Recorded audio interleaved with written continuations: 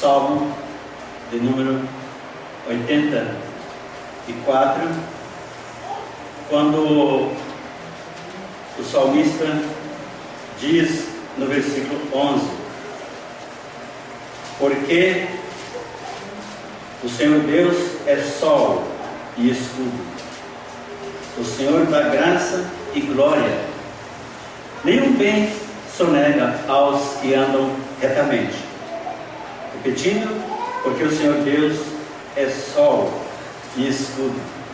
A Bíblia chama Deus de sol algumas vezes, compara Deus com o sol. Nada de dizer que o sol é Deus ou adorar o sol, não é isso não. Mas pelo fato do sol ser esse astro poderoso, né, forte, criado por Deus, então os escritores, e na direção do Espírito Santo, levam o Espírito Santo os leva a fazer esta comparação. E em Lucas, capítulo 1, Evangelho de Lucas, capítulo 1, nós temos aqui também uma passagem até curiosa, quando nós lemos no versículo 78, Lucas 1:78. Graças à entranhável misericórdia de nosso Deus, pela qual nos visitará o sol nascente das alturas. Ele está falando aqui do Senhor Jesus Cristo. O sol nascente das alturas nos visitará. Quando foi dito isso aqui, o Senhor Jesus Cristo estava para entrar em seu ministério. E ele está falando aqui do Senhor Jesus Cristo. Ele vem discorrendo, falando de João Batista, certo? Mas aqui especificamente ele fala: graças à entranhável misericórdia de nosso Deus, pela qual nos visitará o sol nascente das alturas. Ele está apontando para o Senhor Jesus Cristo. E nesse capítulo 1 mesmo, versículo 31 e 33, versículo 31 e 33, capítulo 1 de Lucas: eis que conceberás e darás à luz um filho, a quem chamarás pelo nome de Jesus. Ele será grande e será chamado Filho do Altíssimo. Deus, o Senhor, lhe dará o trono de Davi, seu pai. Ele reinará para sempre sobre a casa de Jacó, e o seu reinado não terá fim. Irmãos, o Senhor Jesus Cristo está sendo anunciado nesses versículos aqui. O Senhor Jesus Cristo, ele veio e ele realizou então neste mundo uma obra perfeita na cruz do Calvário, uma obra que veio trazer salvação ao mundo. A obra do Senhor Jesus Cristo foi um marco singular na história da humanidade. Vale lembrar que com o nascimento do Senhor Jesus Cristo começou a se contar os anos da era cristã. Nós estamos então em 2015. Mas se algum historiador quer falar sobre algum ano antes de Cristo, ele terá que mencionar o nome de Cristo, ou seja, 200 ou 300 ou 1000 anos antes de Cristo, porque Jesus Cristo foi um marco da história. Ele é o centro. Um incrédulo, uma pessoa que não crê em Deus, que não crê no Senhor Jesus Cristo, ele é obrigado a dizer: olha, esse fato aconteceu 1000 anos antes de Cristo.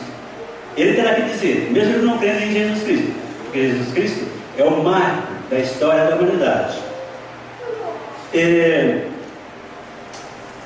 veio, portanto, para realizar a obra de redenção. Ele morreu na cruz para pagar o preço da dívida que nós tínhamos com Deus. A dívida nossa era em pecados. E se nós permanecêssemos em nossos pecados, seríamos perdidos para sempre.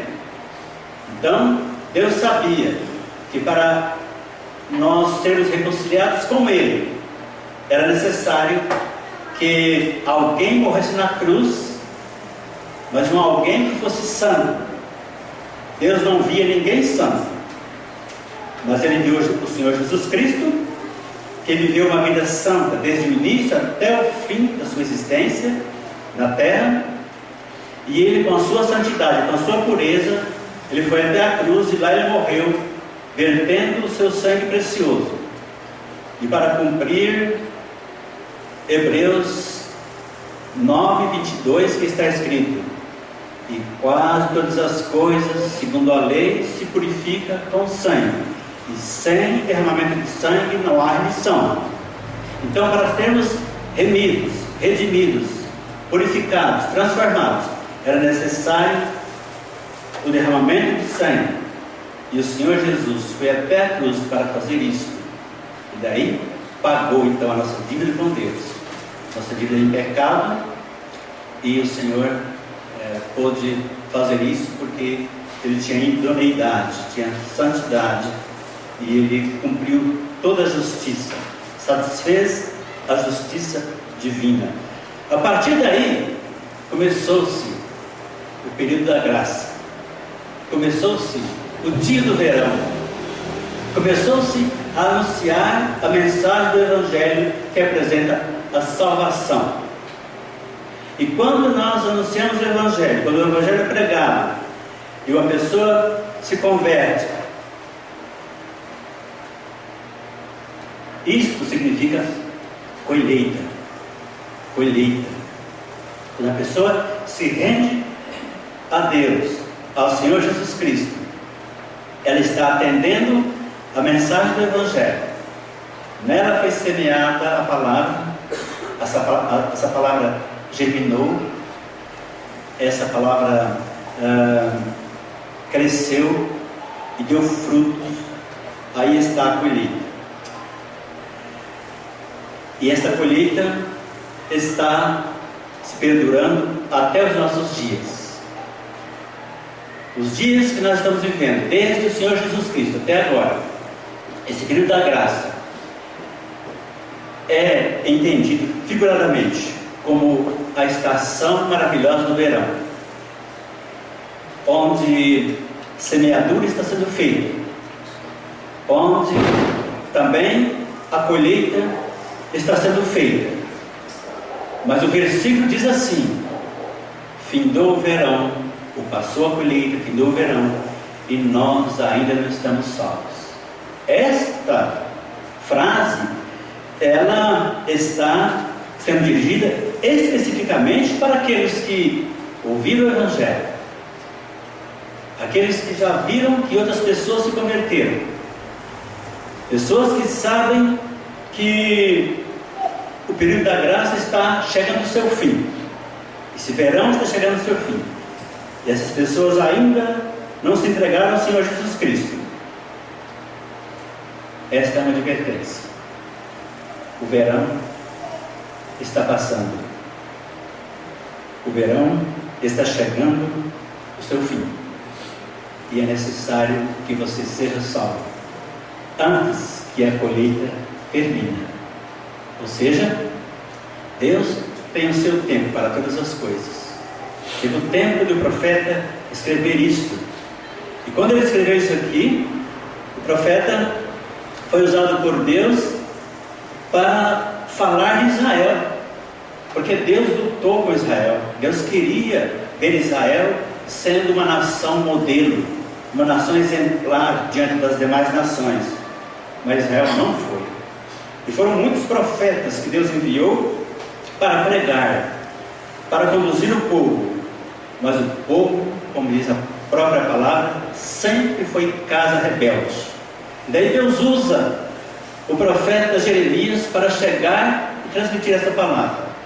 Olha, gente, Deus mandou dizer o seguinte para vocês: vocês têm sido casa rebelde, vocês não têm atendido a mensagem que veio de Deus, e vocês continuam em desobediência. Pois bem,